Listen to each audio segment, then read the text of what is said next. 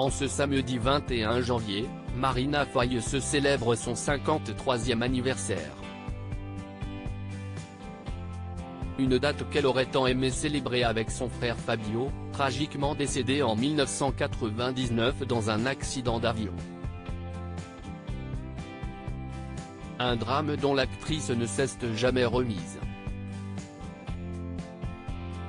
Marina Foïs a beau faire rire les Français depuis des décennies, sa vie n'a pas moins été marquée par des drames. La pire épreuve qu'elle a dû affronter ? Le décès de son frère Fabio, en 1999. À l'époque âgé de 31 ans, il était décédé dans un accident d'avion en se rendant à une manifestation de voltige aérienne à laquelle il devait participer. Une disparition brutale dont la vedette de la troupe des Robins des Bois ne s'est jamais remise. Si est compliqué la mort d'un frère. J'ai eu mal au ventre pendant 2 ans après sa mort, avait-elle déclaré en 2013 dans les colonnes du magazine Psychologie. Si est dans ce même magazine que, 4 ans plus tard, en 2017, elle avait à nouveau évoqué le sujet. Cette fois-ci, elle avait confié en avoir voulu à son frère de l'avoir quitté si tôt. Même s'il n'était pas responsable, la jeune femme qu'elle était alors s'était sentie abandonnée.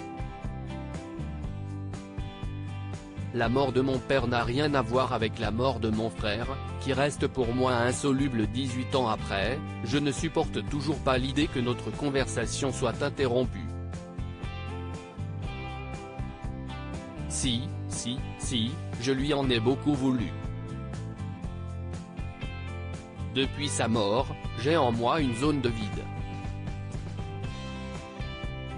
Marina Foïs a fait un sketch le lendemain de la mort de son frère. Marina Foïs l'avoue, elle ne se remettra sûrement jamais de la perte de ce frère dont elle était si proche.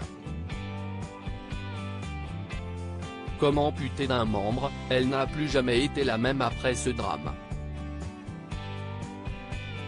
Mais même si elle gardera toujours une certaine noirceur en elle, l'ex-compagne d'Éric Lartigot, qu'elle a rencontré peu après le décès de son frère, sait aussi se concentrer sur le positif.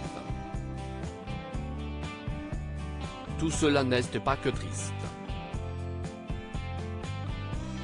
Évidemment que je préférerais que mon grand frère soit vivant, ce serait plus marrant, mais les drames donnent aussi du courage. J'y crois.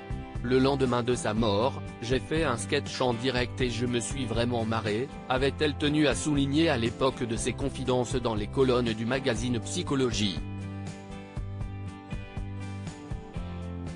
Apprendre à vivre avec sa douleur, si est ce qui lui a permis de tenir le coup jusqu'ici.